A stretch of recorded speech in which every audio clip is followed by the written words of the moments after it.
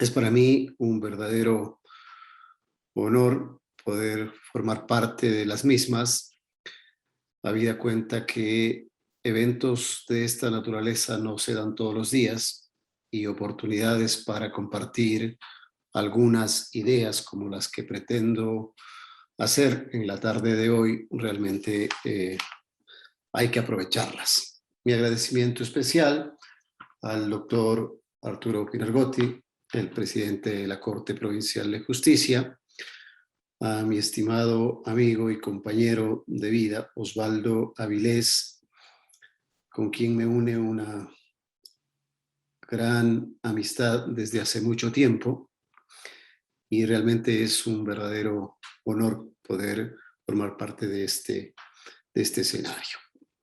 También, obviamente, mi agradecimiento a mis colegas de la Corte, al doctor Walter Macías y al doctor Byron Guillén, quienes se han incorporado a la Corte Nacional de Justicia y están verdaderamente haciendo méritos suficientes para estar en el cargo y para desempeñar las funciones delicadas que corresponden a este alto tribunal. Un verdadero privilegio y por eso mi agradecimiento muy sentido.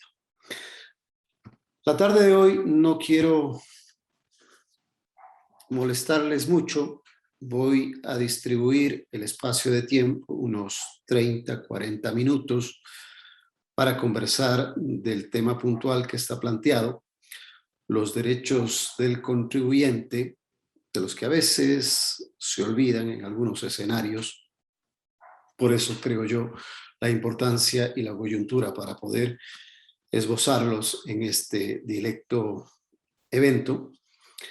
Y una segunda parte para, en lo posible, intercambiar ideas, opiniones con los partícipes de la jornada. Entonces, ese es el contexto en el que vamos a desarrollar algunas ideas. Los derechos de los contribuyentes, podríamos decir, son parte de la nueva generación de derechos, de esa visión en prospectiva, en desarrollo, que yo creo que cada vez hay que seguir hablando, hay que seguir abriendo espacios para discutirlos. Pues estamos acostumbrados a hablar de derechos y hablar de derechos humanos, hablar de derechos de primera, de segunda, de tercera generación, pero ya en específico de derechos, en este caso del contribuyente como tal, como que nos genera unas condiciones particulares para ubicar adecuadamente la temática y la problemática que se deriva en torno a esto de los derechos y del contribuyente. Yo tengo un punto de entrada que me resulta importante marcarlo, que es ¿de dónde viene? ¿Cómo se justifican? ¿Quién los promueve? ¿Y por qué están ahí presentes? Bueno, hay algunas iniciativas a nivel internacional y parte de esas iniciativas del ámbito internacional han sido recogidas por el Instituto Latinoamericano de Derecho Tributario y se ha emitido, se ha expedido lo que se denomina la Carta de Derechos del Contribuyente para los países miembros del Instituto. Esto podríamos enmarcarlos en lo que se denomina en el ámbito internacional el soft law, ¿sí? El derecho blando. No está incorporado en el ordenamiento jurídico, es lo ideal, es lo que debería suceder, es el siguiente paso, es lo que se debería promover, pero pese a no estar incorporados dentro del ordenamiento jurídico, nosotros tenemos un contexto del ámbito internacional, fruto de esas relaciones internacionales, fruto de esos procesos de integración. Nosotros formamos parte de uno importante como es el proceso de integración de la comunidad andina, nuestro par europeo, la comunidad europea también. Entonces, eso es el contexto en el que cada vez se habla de la necesidad del control de convencionalidad. Y hablar del control de convencionalidad nos lleva precisamente a pensar, y bueno, en el ámbito tributario en específico, ¿cómo podemos reclamar la vigencia de determinados derechos que protejan precisamente al contribuyente? Porque cuando hablamos de obligaciones tributarias, así en el concepto amplio, en el concepto general, lo primero que nos viene a la cabeza es el ejercicio de la potestad de imperio del Estado, que justifica el que establezca cargas al contribuyente, que tiene que satisfacerlas, que están destinadas a financiar el presupuesto estatal, que tiene un destino específico que es cubrir esas necesidades estatales. Pero eso lo miramos ¿desde dónde? Los miramos desde el escenario y desde la óptica desde el Estado, y de la óptica del Estado me dice, usted contribuyente tiene la obligación de pagar. Usted contribuyente está en la obligación de satisfacer la carga impositiva que yo le establezca en la medida en la que yo lo preveo. Pero frente a eso que es la concreción y la materialización de la potestad impositiva estatal, es donde viene precisamente, a ver, yo contribuyente, que tengo que cubrir esas obligaciones, que tengo que satisfacer esas necesidades del Estado, una vez que se den las condiciones, es decir, una vez que se produzca el hecho generador del tributo en particular, y ahí es donde yo tengo que mirar y tengo que blandir un mecanismo de protección del contribuyente para que ese contribuyente precisamente no se vea huérfano frente a una exigencia del Estado unilateral. Ahí es donde surge y se justifica la necesidad de hablar y de contar de los principios y de los derechos del contribuyente. Ahora bien, esto que forma parte de este contenido específico de la Carta de Derechos del Contribuyente, ¿cómo hacer que se traslade al ámbito nacional?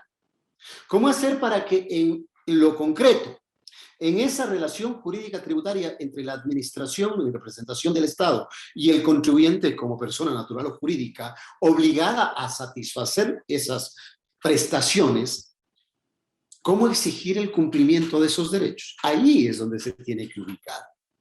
Y yo creo, viendo en perspectiva y en proyección, lo que tenemos en el último tiempo es un avance significativo. Si yo le quiero dar contenido específico al ámbito tributario, lo que me dice la declaración del artículo 1 de la Constitución de ser un Estado constitucional de derechos y justicia, me está encaminando, me está enrumbando ¿hacia qué? A la prevalencia de los derechos. Y si es que eso es así, si los derechos son la prioridad de nuestra Carta Constitucional, ¿cómo yo materializo el reconocimiento y el respeto de esos derechos en este escenario específico de la relación jurídica tributaria? Entonces necesito avanzar un poquitito más y me encuentro con una innovación, y esta es innovación pura y dura, la que contempla el artículo 300 del Código Orgánico General de Procesos, que cuando me dibuja, cuando me anuncia el objeto de la jurisdicción contenciosa tributaria, lo refiere obviamente a las dos jurisdicciones, a la contenciosa tributaria y a la contenciosa administrativa, pero yo me quedo con la tributaria, que es en la que quiero yo concentrarme, y resulta que me dice que el objeto de la jurisdicción contenciosa tributaria es la tutela de derechos. Y miren ustedes, ahí está abriéndonos una puerta que no la teníamos antes. Porque ¿cuál era el propósito de la jurisdicción contenciosa tributaria antes de este enunciado que está contemplado de manera expresa en el texto del Código Adjetivo? Era el control de legalidad. Así era el enunciado. El objeto de la jurisdicción contenciosa tributaria es el control de legalidad de los actos de la administración.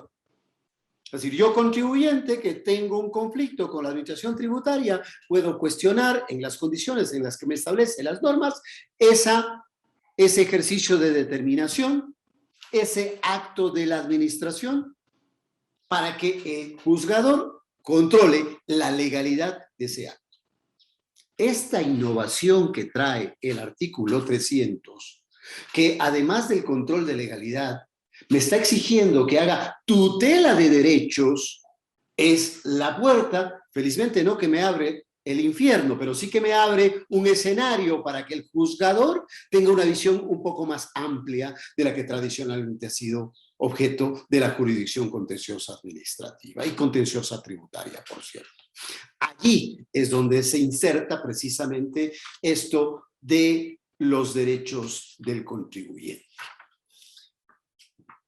Yo quisiera poner énfasis, el tiempo es tirano en este tipo de escenarios, voy a poner énfasis en 3 temas, un par de conceptos que considero necesarios y una línea de enfoque de esos derechos que son los que están relacionados con la estructura de la relación del contribuyente con la administración tributaria y los que están siendo derivados de los derechos fundamentales que reconoce la Constitución, que están relacionados con la tutela administrativa y jurisdiccional efectiva, porque estamos, creo yo, mayoritariamente asistiendo con juristas que se dedican principalmente a administrar justicia. Y parte de esa administración de justicia, la responsabilidad es tener clara, rayada la cancha, cuál es el rol que le corresponde precisamente al administrador de justicia. Y por eso quiero poner énfasis particularmente en este par de temas. ¿Qué conceptos resulta importante rescatar? Los derechos de los contribuyentes. ¿Hacia dónde vamos? Cuando hablo de derechos, tengo que necesariamente referir a un ámbito de protección con un contenido sustancial que puede adoptar fórmulas de derecho fundamental, de derecho subjetivo o de derecho de garantías institucionales. Entonces, esto tiene una correspondencia con un deber de tolerancia o un deber de respeto efectivo de la administración o del Estado respecto al contribuyente. Ya en las acciones de carácter administrativo, ya en las vías de impugnación, que incluye la opción o la posibilidad de invocar instrumentos internacionales de protección de derechos humanos. Claro, a ver, los derechos humanos siempre han estado en esa relación, los abusos desde el Estado, tratándose de los derechos fundamentales de la persona. ¿El derecho del contribuyente puede estar en ese contexto? Cuando el Estado abusa de su potestad de imperio, muy probablemente también está en la línea de afectar esos derechos fundamentales de la persona. Y de ahí la necesidad de rescatar precisamente esta visión de los derechos. Las garantías. ¿Necesitamos hablar de garantías? Sí. ¿Para ubicar a quién? ¿A quién voy a garantizar? Primera línea, voy a garantizar al contribuyente. Pero no solo al contribuyente, porque la relación jurídica tributaria, primera línea es administración-contribuyente, pero hay una serie de involucrados, hay unos terceros interesados en esa relación jurídica tributaria, que la propia administración muchas de las veces suele reclamar su presencia, su permanencia. Por ejemplo, cuando hablamos de secuencialidad material del gasto, no lo miro al contribuyente, sino miro al beneficiario, entonces estoy mirando a una tercera persona. Entonces, esas garantías tienen que ampliarse, tienen que extenderse al contexto de la relación jurídica tributaria que involucre al contribuyente y a esas terceras personas que de una u otra manera tienen que ver con esa relación jurídica tributaria. La importancia de ubicar adecuadamente la problemática de esa relación jurídica tributaria se materializa con esta visión ampliada de quienes están involucrados en esta relación jurídica tributaria. ¿Cuál es el ámbito de intervención de esa visión de derechos del contribuyente? La incidencia es obviamente de naturaleza interna, porque el contribuyente tiene que vérselas con la administración tributaria respecto de los tributos internos, los que administra el Servicio de Rentas Internas, los tributos al comercio exterior, los que administra el Servicio Nacional de Aduana del Ecuador, los tributos que administran los gobiernos autónomos descentralizados. Sí, es de naturaleza interna, no cabe duda en torno a aquello. Pero cada vez más tenemos que mirar el efecto de este mundo globalizado en el que vivimos y donde cada vez más hace mucho ruido la necesidad de introducir otras categorías, el derecho tributario internacional, que me dice la OCDE, que me dice Naciones Unidas, que me dice la Organización Mundial de Comercio. ¿Qué dice el grupo 7? ¿Qué me dice el grupo 20? Porque ahí estoy encontrando algunas propuestas de ámbito internacional que 20 años atrás eran impensadas.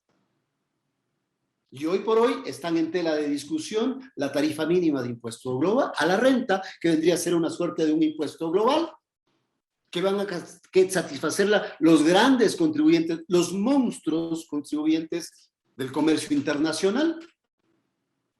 Y ahí viene una sigla, GAFA, Google, Amazon, Facebook, Apple.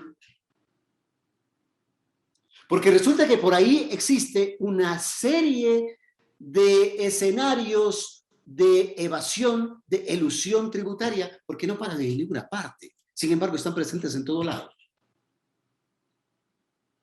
Y muchos somos usuarios de las tecnologías a las que estamos acá. La ventaja de la tecnología por la que nos permite estar presentes esta noche,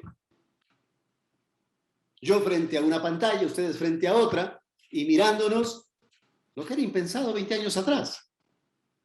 ¿Quién se beneficia de aquello? Nosotros, en primera línea, en buena hora. ¿Pero quién percibe esas regalías? ¿Alguna oficina, un establecimiento permanente del Estado ecuatoriano de Apple en Guayaquil, en Manta, en Quito, en Puerto Viejo? No. ¿Cuántos de ustedes tendrán? No tendrán, no es obligación, pero tendrán e interactuarán en redes sociales. Tendrán Facebook, tendrán Instagram, LinkedIn, Twitter, etc.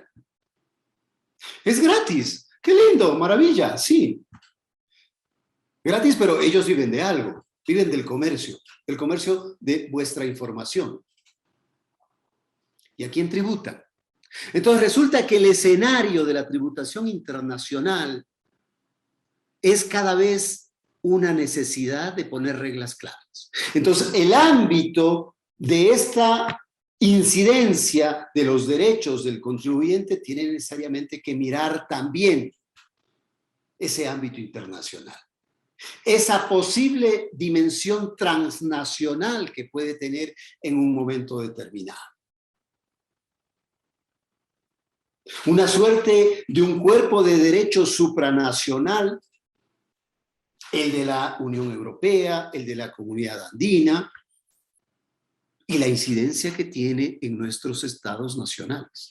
El traslado que significa esas normas supranacionales y su aplicación en el ámbito local. Entonces, el ámbito no solo se quedará a lo interno, tenemos que necesariamente migrar un poco más allá y mirar esos escenarios nuevos que son parte de la actuación y como consecuencia de estas relaciones jurídicas tributarias. Ejemplificativamente, los derechos relacionados con la estructura de la relación del contribuyente con la administración tributaria. Solo ejemplificativamente, no voy a poner un orden, voy a poner simplemente este como ejemplo, otro como ejemplo, otro como ejemplo.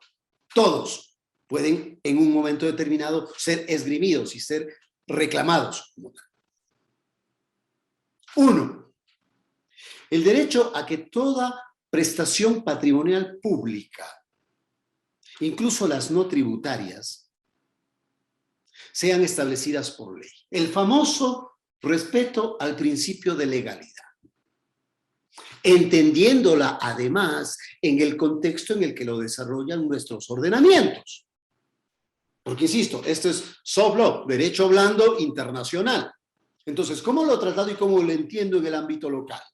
Lo entiendo y tengo que mirar qué me dice nuestra Constitución de la República en su artículo 300 y 301, que es el que desarrolla el régimen tributario, cómo está concebido. Y resulta que nosotros tenemos unas particularidades. Nosotros tenemos lo que José Vicente Troya señalaba, la flexibilización del ejercicio de la potestad tributaria. Ya no tenemos una potestad tributaria anclada única y exclusivamente en el ámbito nacional. Para el ámbito nacional queda la reserva del 301, primera parte, solo mediante ley con iniciativa del Ejecutivo y sanción del Legislativo se pueden crear, modificar, exonerar y extinguir impuestos.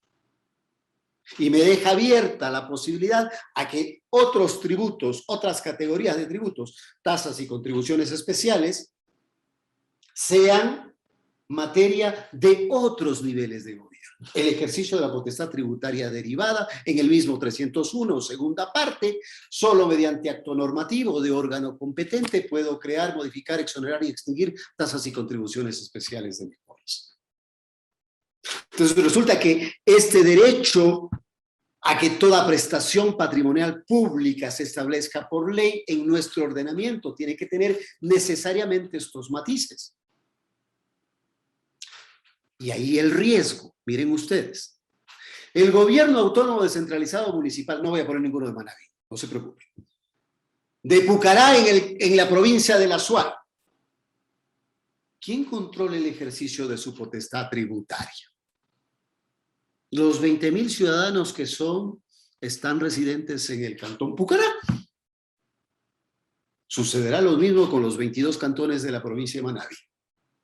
Todos tienen potestad tributaria para establecer, es decir, para crear tasas y contribuciones especiales de mejoras.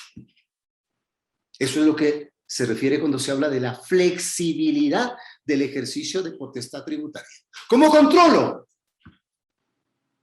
¿Cómo hago efectivo la Carta de Derechos de la que estamos comentando? Tarea compleja. Tarea dura para entender cómo se concibe el alcance precisamente de este derecho de que la prestación patrimonial sea establecida mediante ley.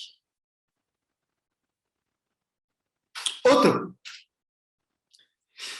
El derecho al pleno reconocimiento de los derechos y garantías del contribuyente. Y aquí el añadido. Incluso los contenidos en pactos, tratados y convenciones internacionales de derechos humanos. Resulta que los derechos humanos también tienen que ver con el ámbito tributario. Y resulta que el Estado, su potestad, tiene unos límites, tiene unas condiciones, están señaladas en el artículo 300, no puede rebasar aquellos principios que son esos mandatos de optimización, que son los que informan el ejercicio de esa potestad tributaria, incluye aquello. Si el día de mañana un contribuyente que se siente afectado por el ejercicio de la potestad tributaria abusiva por parte del Estado, que puede llegar a darse, no estoy diciendo que lo haga, aquí está la posibilidad de reclamar el ejercicio de un derecho, el reconocimiento de ese derecho del contribuyente. Y no discrimina a personas naturales, a personas físicas, como a personas jurídicas. Incluso a entes carentes de personalidad. Es total y perfectamente válido aquello. Otro. El derecho a la legitimación activa de los contribuyentes para promover el control jurisdiccional de la constitucionalidad de las leyes tributarias. Miren lo fuerte que es este enunciado. El derecho a asegurar, a garantizar una legitimación activa del contribuyente en general, para promover acciones de control jurisdiccional de la constitucionalidad, y yo no diría de las leyes tributarias, de las normas tributarias. ¿Y por qué no digo leyes tributarias? Porque la ley, insisto, solo está reservada para el impuesto. Si me quedo con la ley, ¿y cómo controlo lo que se establezca mediante ordenanza de? Entonces, y bueno, y ahí me lleva, desde luego, a analizar cuáles son esos mecanismos de control constitucional. La acción de constitucionalidad, la acción de legalidad, en función de cuál es el vicio. Un vicio de constitucionalidad será la Corte Constitucional, un vicio de legalidad será la Sala Especializada de la Corte Nacional de Justicia. Así está el esquema. Yo no lo he construido, yo lo aplico.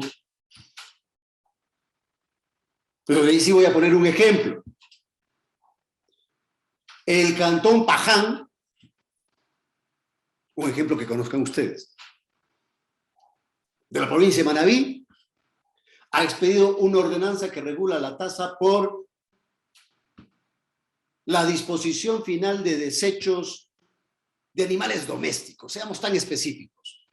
Estoy inventando un ejemplo nada más. Y un ciudadano se ve afectado por aquello. Puede aplicar precisamente, está ejerciendo un derecho. El derecho de promover un control jurisdiccional de esa norma, de ese cuerpo normativo que lo que hace es establecer un tributo. Y claro, miraré cuáles son las condiciones para establecer el ejercicio de la potestad tributaria, cuáles son los elementos esenciales que quiere contener, porque muchas de las veces, por desgracia, se puede poner a título de tasa para, y de tasa no tiene nada, eso es más que una taza, es un jarro, porque incluye muchas cosas. Pero ahí está la posibilidad, ejerza control jurisdiccional, derecho del contribuyente.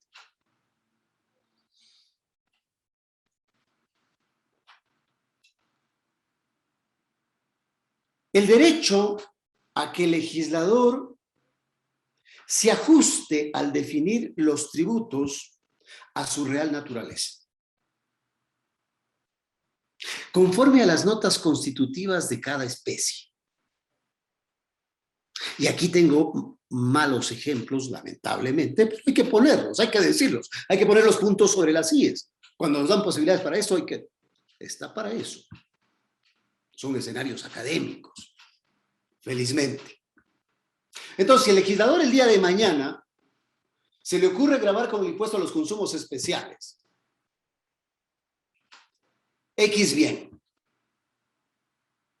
debería pensar ese legislador que el impuesto a los consumos especiales, su naturaleza, su esencia, me dice, gravo bienes suntuarios, gravo bienes dañinos o peligrosos. Esa es precisamente una definición del tributo en su real naturaleza. Ahí está de ejemplo, nada más. Los servicios de telefonía móvil. Inicios de la década de los 90, era un servicio de lujo, alguien habrá usado zapotófonos ahí, sus primeros teléfonos celulares, last generation, unos verdaderos ladrillos, ¿no? Pero era un servicio de lujo, por supuesto, porque estaba empezando. Y nadie pensaba el éxito que iba a tener en el por muy corto tiempo. Cuando se amplió, cuando se masificó, ya no justificaba que se ponga el impuesto a los consumos especiales. Y se lo derogó, se lo eliminó, el impuesto a los consumos especiales a los servicios de telefonía móvil. Pocos años atrás, vuelve a implementarse el impuesto a los consumos especiales a este tipo de servicios. ¿Justifica? ¿Desnaturaliza el concepto del tributo en sí? Yo creería que sí. Claro, Habrá justificación de por medio, yo no me voy a meter en aquello. El Estado siempre encuentra justificación, pero a eso se refiere. El legislador tiene que ajustarse en la definición de los tributos a su real naturaleza. Porque es el legislador el que tiene que cuidar precisamente, evitar la distorsión en la que eventualmente pueda ser sometido cuando se trata de establecer gravámenes que vayan en esa línea. Esa es la razón de ser, es el propósito de los derechos. Los derechos frente a un mecanismo de control a los excesos desde el Estado. Entonces, ablandir un escudo de protección, ese es un derecho, frente a esos abusos del Estado.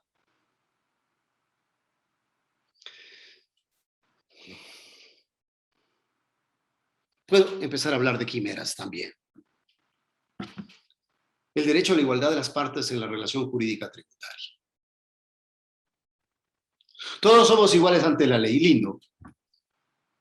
Romántico, por cierto. Pero sabemos que no todos somos iguales ante la ley. También es otra realidad. Como siempre digo a mis estudiantes, pongan pie en tierra. No empiecen a soñar. Pero bueno, está bien que en prospectiva yo ponga derecho a la igualdad de las partes en la relación jurídica tributaria. Un deber ser necesario. Posibilidad de blandirlo, posibilidad de exigir su aplicación en un caso concreto. Entonces me da un sentido, una razón de ser del derecho.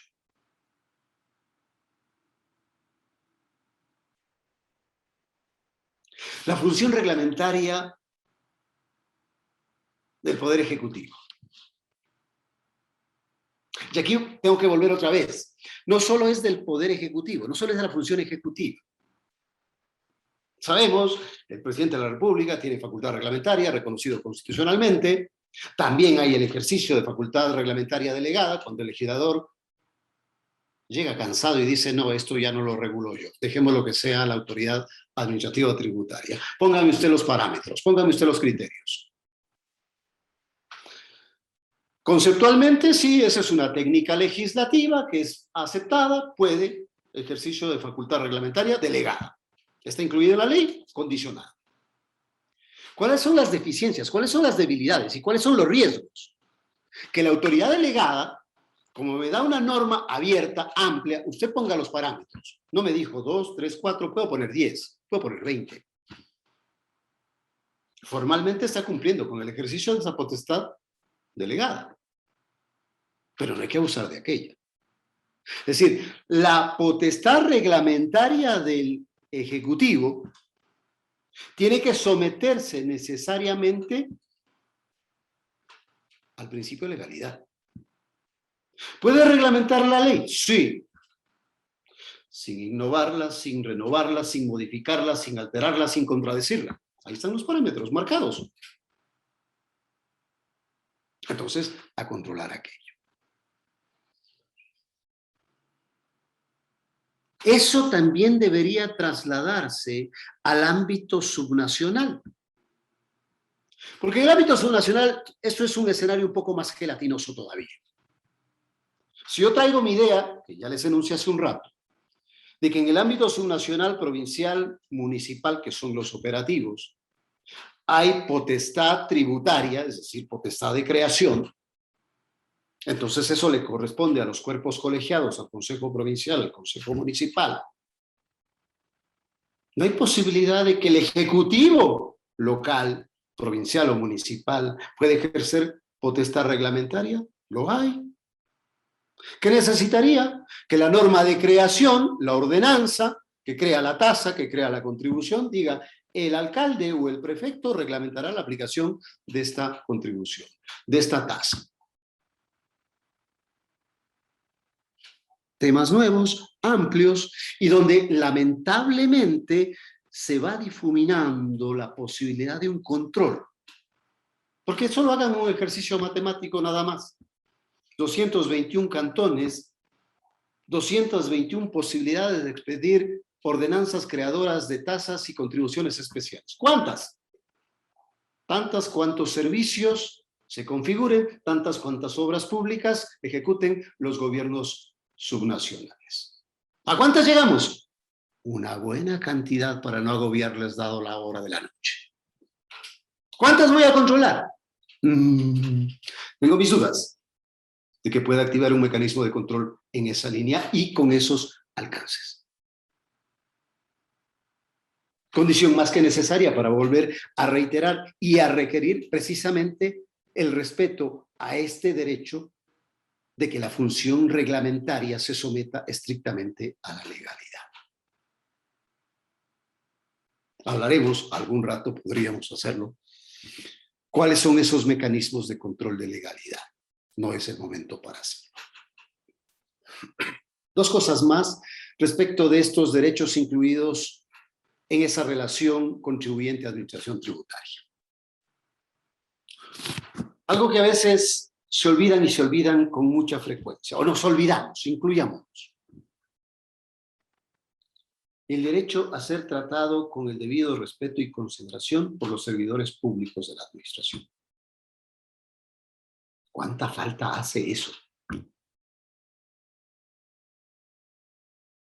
Yo supongo que ustedes se alimentan mucho con la sabiduría popular. A mí me encanta. La vaca no se olvida cuando fue ternera. Al contrario, la vaca siempre se olvida cuando fue ternera. ¿Ya? Y nosotros somos circunstanciales en la función pública. Y siempre debemos acordar que en algún momento determinado podemos estar al otro lado. Recordemos esto. El debido respeto y consideración. Tan simple, tan básico, tan necesario en esto de la relación jurídica tributaria. Y cierro el otro concepto, el derecho a una buena administración. Este es un tema, permítanme, yo soy medio quisquilloso en algunos temas y suelo encontrar algunas cosas que resultan interesantes compartirlas. Solo que espero que no me falle la tecnología. Debe estar por aquí en capturas. Encontré un concepto, por eso es que quería compartirles. Si no lo encuentro, me disculparán.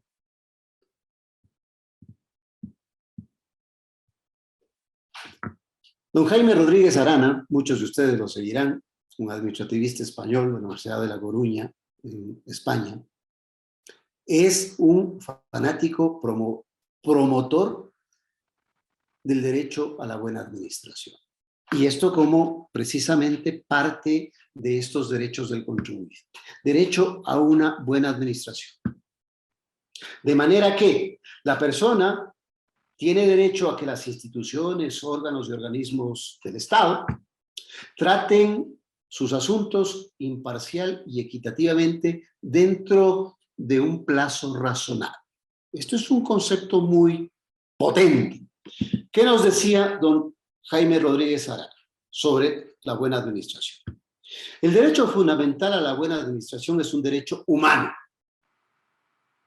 que obliga a los poderes públicos a realizar sus, y nos involucra a todos, por cierto, poderes públicos, ahí sí, a todos dijo, a realizar sus tareas de forma objetiva, imparcial, equitativa y en plazo razonable. El enunciado de la carta es más o menos lo mismo.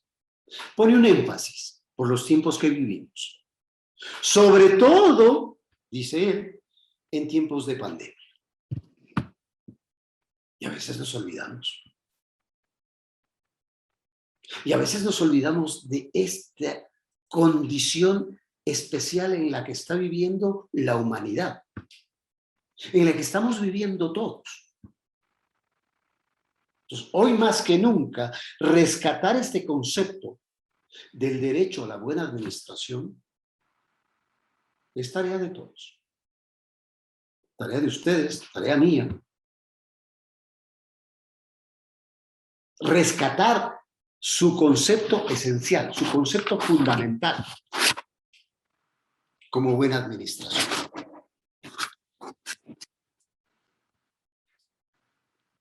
El tiempo es un tirano.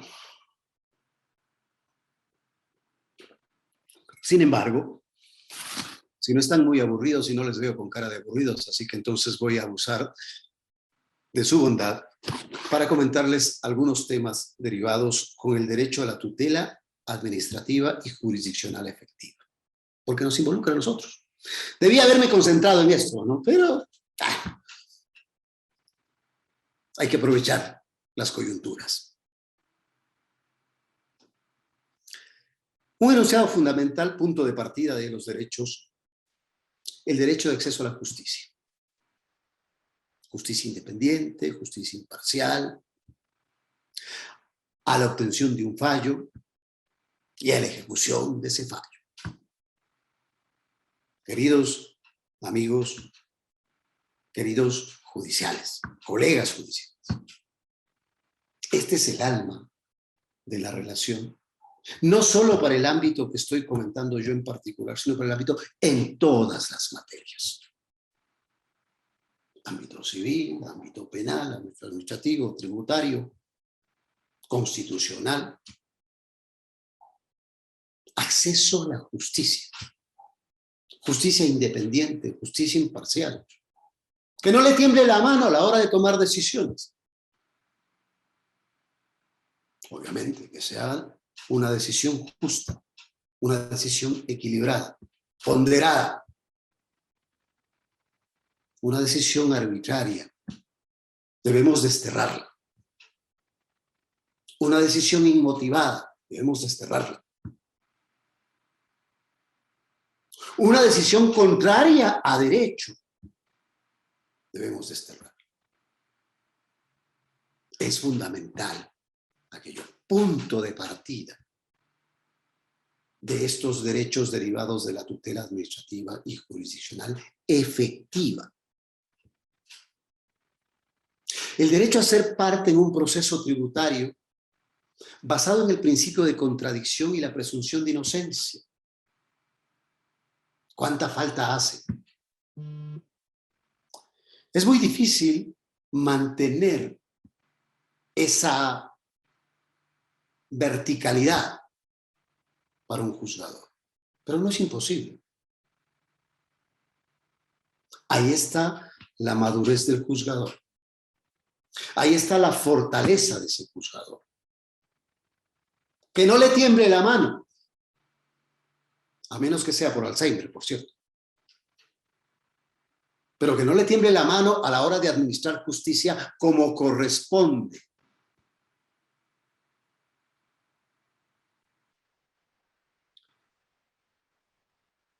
Derecho a los recursos contra actos y regulaciones tributarias. Ese es un tema importante, es un tema fundamental. Que no haya una argucia de por medio para negarle al contribuyente la posibilidad de contradecir a las decisiones de la administración. Nada está escrito en piedra. ¿Es controvertible? Por supuesto que es controvertible. Con razones, con argumentos, con la verdad. Entonces, importante tener presente aquellos, sobre todo los juzgadores. Ya les digo, y no solo en materia tributaria. Yo estoy, obviamente, en el campo de mi actuación. No quiero rayarlos a todos, por cierto, ¿no? Pero es materia para todos. Aplica por igual. Es más o menos como el catecismo. A todo buen cristiano.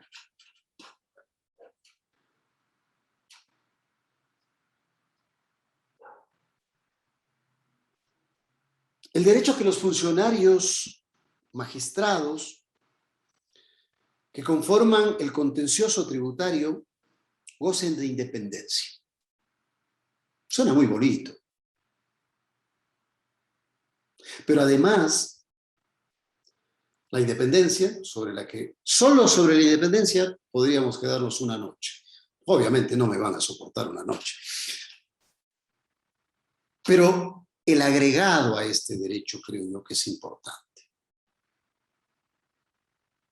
El juzgador tiene que estar dotado de conocimientos de las materias técnicas conexas y necesarias.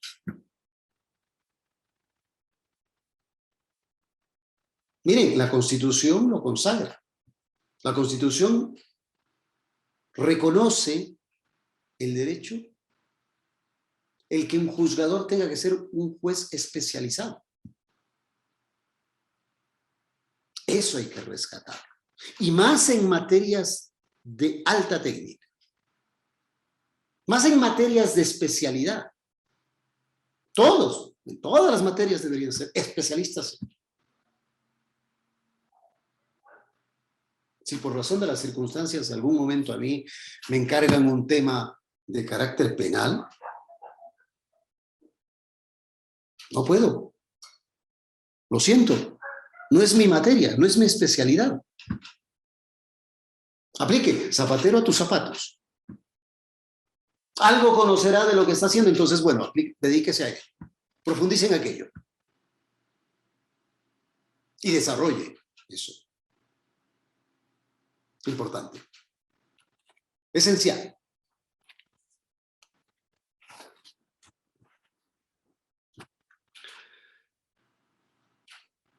Hay muchos derechos en el ámbito de esta relación de tutela administrativa y jurisdiccional efectiva.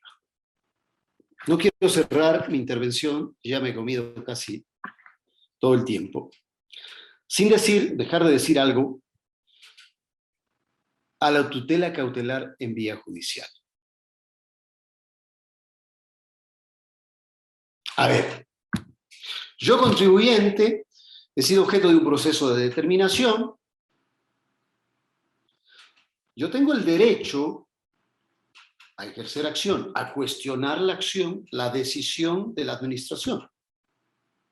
Y como consecuencia de aquello, también tengo derecho a neutralizar las medidas que adopta la administración como consecuencia de su intervención. Entonces, ¿cómo neutralizo la ejecutoriedad del acto de determinación? Claro, cuestionándola de forma oportuna, cumpliendo con las condiciones legalmente establecidas, esto es, el tema del afianzamiento y cuestión. En el último tiempo, no quiero recordar, pero han habido algunos excesos. La Corte Constitucional se ha encargado de hacer una criba importante y ha puesto algunos puntos sobre las IES en esa temática y nos ha reencausado. Pero habían algunos abusos, como aquellos de consignar el 100%, como aquello de que si no consigna, se ejecutaría el acto. No, forma parte de la tutela judicial. El darle la posibilidad que el contribuyente contradiga la decisión de la administración.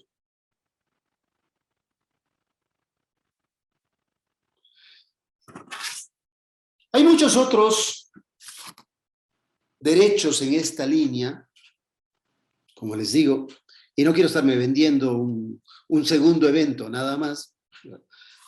Podríamos compartir algunos materiales para que ustedes lo tengan a su mano, pero creo yo que estos que me he permitido comentar son tal vez los más importantes, que hay que tenerlos presentes, especialmente nosotros como juzgadores, que hay que tenerlos presentes, que esto equilibran esa relación de igualdad entre administración y contribuyente, y que nosotros como juzgadores debemos tenerlos presentes a la hora de administrar justicia y resolver lo que en derecho corresponde.